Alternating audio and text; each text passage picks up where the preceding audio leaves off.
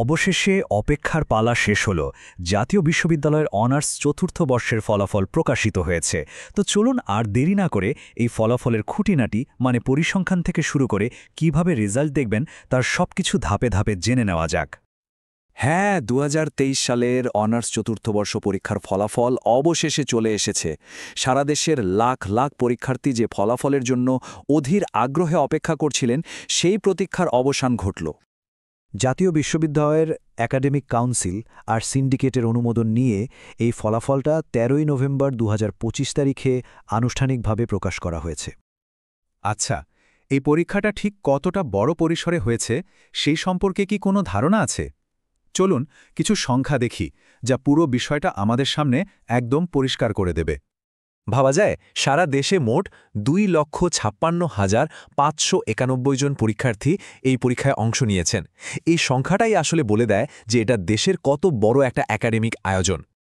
আর এই বিপুল সংখ্যক পরীক্ষার্থী এসেছেন জাতীয় বিশ্ববিদ্যালয়ের অধীনে থাকা মোট ৮৭৩টা কলেজ থেকে। মানে এর নেটওয়ার্কটা যে কতটা বিশাল তা এখান থেকেই বোঝা যায়। এখন আসা যাক সবচেয়ে গুরুত্বপূর্ণ তথ্যে, মানে পাশের হারে। দেখুন, মোট ৩১টা অনার্স বিষয়ের সব মিলিয়ে এবছর পাশের গড় হার দাঁড়িয়েছে ৬৮.৬৭%।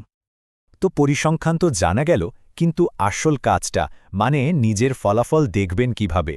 চলুন প্রথমে আমরা অনলাইনে বিস্তারিত ফলাফল দেখার পদ্ধতিটা জেনে নিই।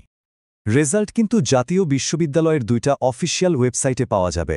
একটা হল www.nu.ac.bd আর অন্যটা result.nu.ac.bd।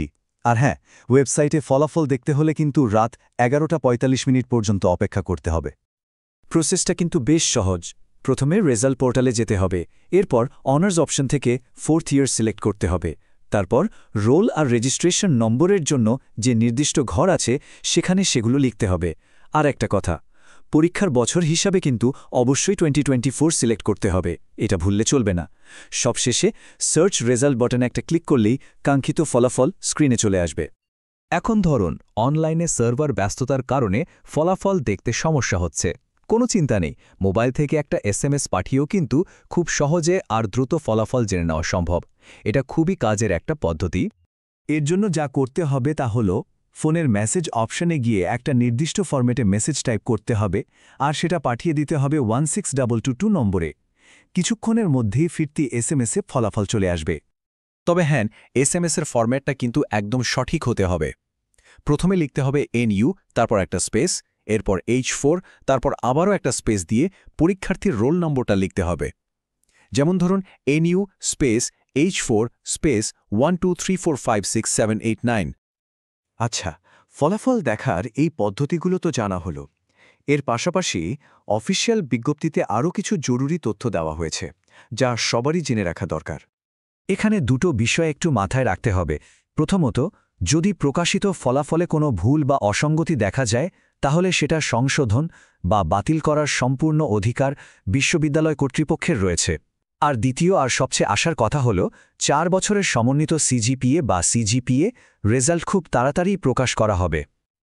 আর এখানেই আজকের আলোচনাটা শেষ হচ্ছে একটা বড় প্রশ্ন দিয়ে, যা এখন সম্ভবত সব পরীক্ষার্থীর মনেই ঘুরছে।